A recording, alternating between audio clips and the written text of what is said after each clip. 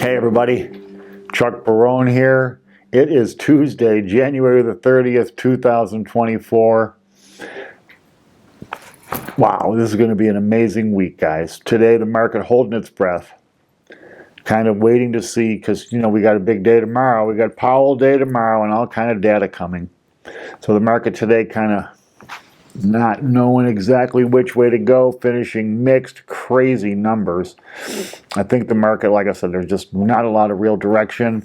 The market has high hopes, and now they're waiting for those hopes to be, brought to fruition, I guess. And in the meantime, it's holding its breath. Tomorrow going to be a big day.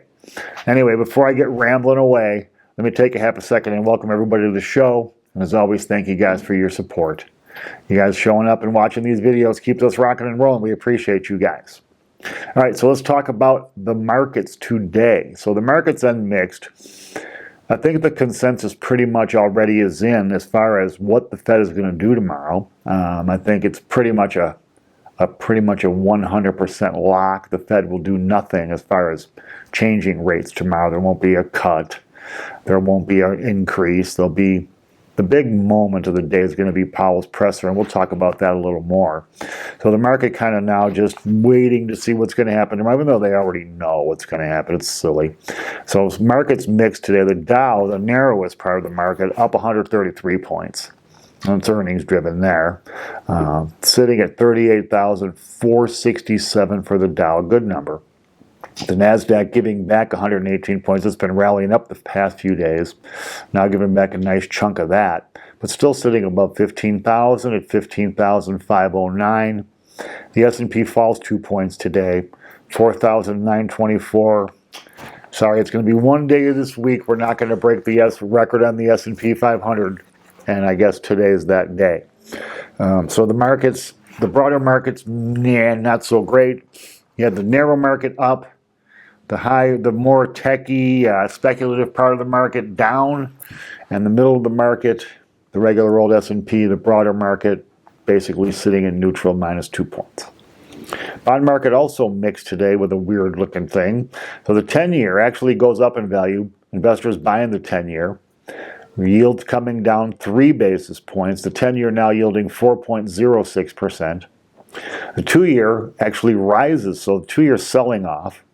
Rises 2 basis points, now at 4.34%.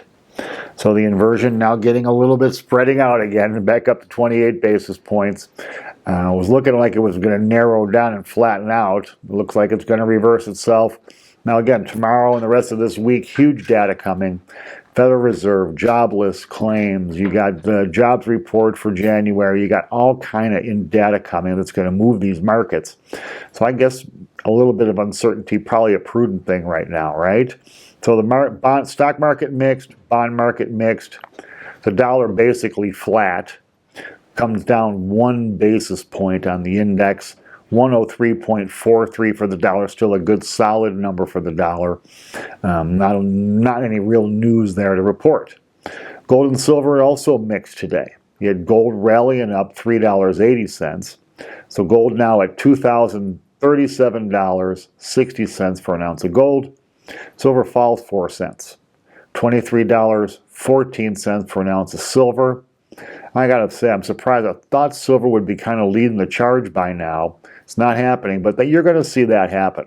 As more and more investors decide they want to have gold and silver as part of their portfolios, silver is very attractive to the smaller investors, the guys who don't have hundreds of thousands to invest, because you can actually get, when you buy 100 ounces of silver, and it costs you $2,500 with fees or whatever, and you buy 1 ounce of gold and it costs you a little over $2,000 with fees, the silver just looks more substantial, even though the values are pretty close to the same. So I think you're going to see silver take off. It's psychologically, for the small investor, it's something that's attractive. Oil today rallies back up, basically taking back what it gave back yesterday, up $1.04, $77.82 for a barrel of West Texas Intermediate. You can see now the ups and downs kind of have it in the same place. It's not really charging up much higher. I'm going to say, and I've been saying, I know it wants to be between 70 and 75 a barrel, and it won't be long before it's right back in that trough. You'll see. Bitcoin today rallies up $431, 43,566 for Bitcoin. Good solid number. Bitcoin holders smiling. Honestly, I'd like to see it work.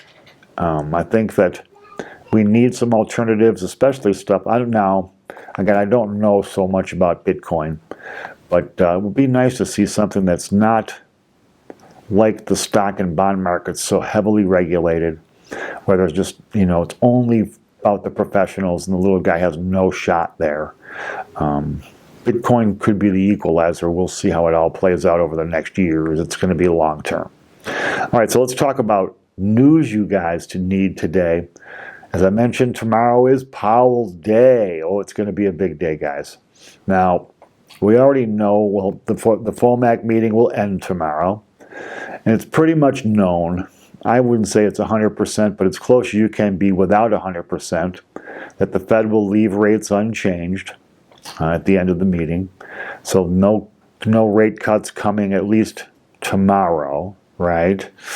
The important part, since we know there's really not going to be any activity as far as policy changes, the important part, the part everybody's going to be paying attention to, will be Powell's press conference and any other guidance that the Fed releases about rates.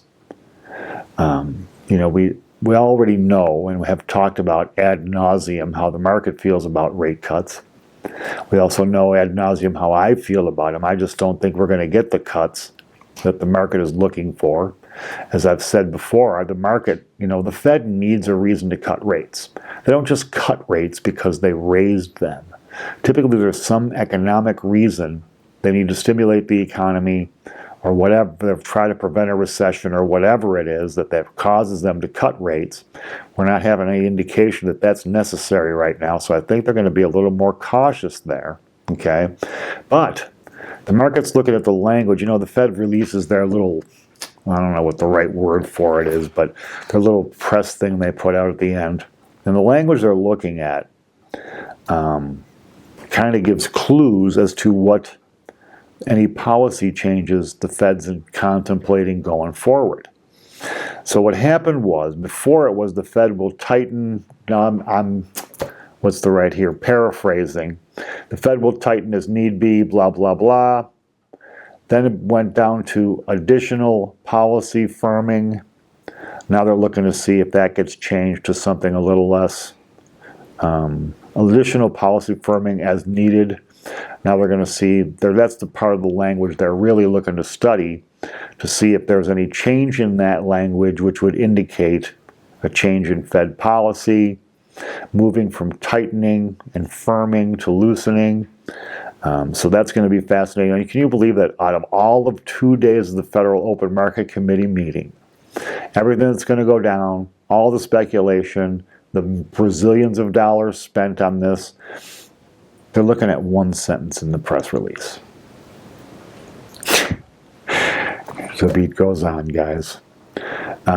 Consumer confidence. Today, another measure of consumer confidence comes out. Second consumer confidence reading that is just skyrocketing.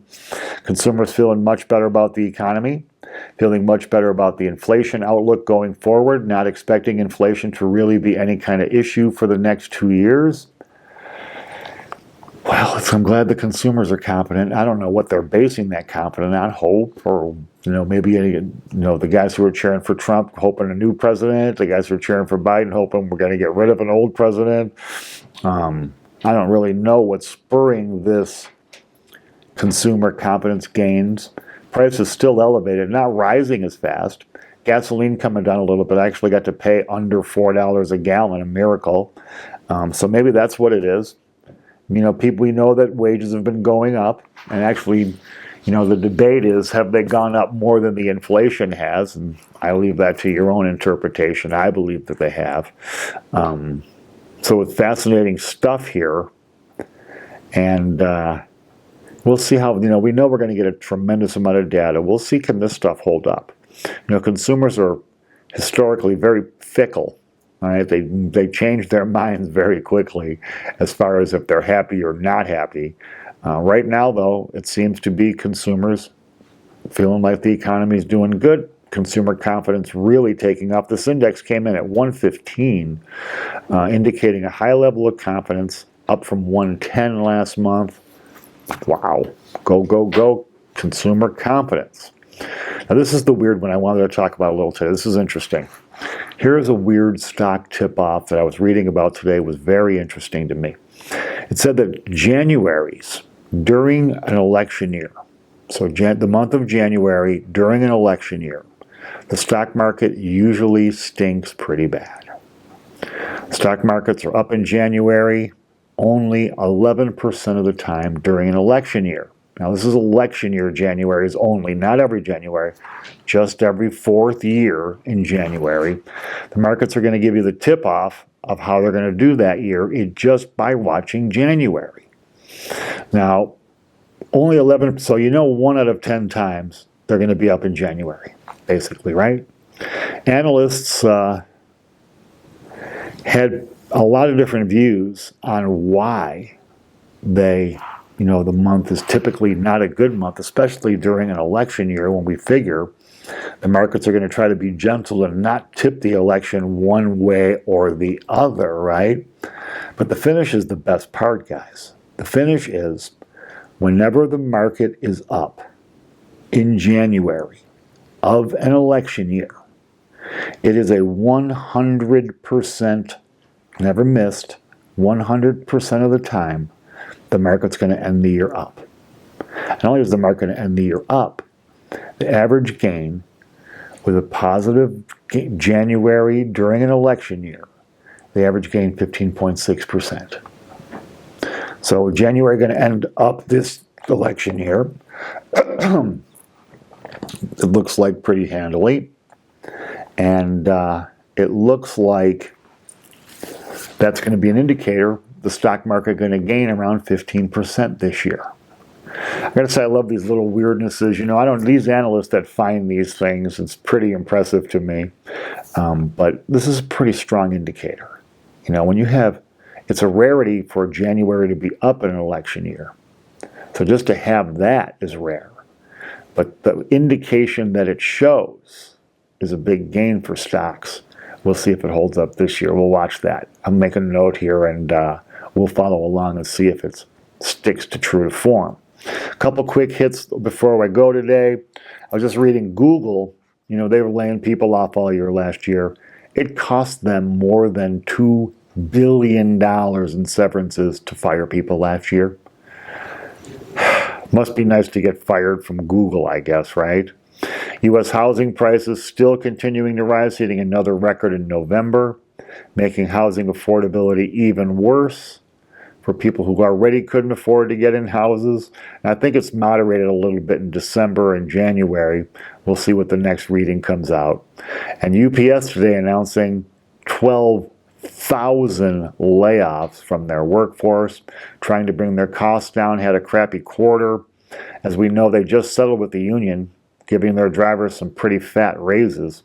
Apparently, they're going to try to even that out by, eliminating a whole bunch of people. We'll see how it all works out for UPS. Anyway, guys, that's it for the day. Tomorrow's a big one. We'll be here to talk about Powell. We'll be here to talk about the market reactions and anything else that's interesting that comes up. If you could, guys, please hit the like button. It changes the algorithms around and gets our video in front of a few people. I'll be in the comments today. Hit me up. Questions, concerns, jokes, anything fun. We'll be back tomorrow to bring you guys the news you need. Until then, guys, take care. Thanks.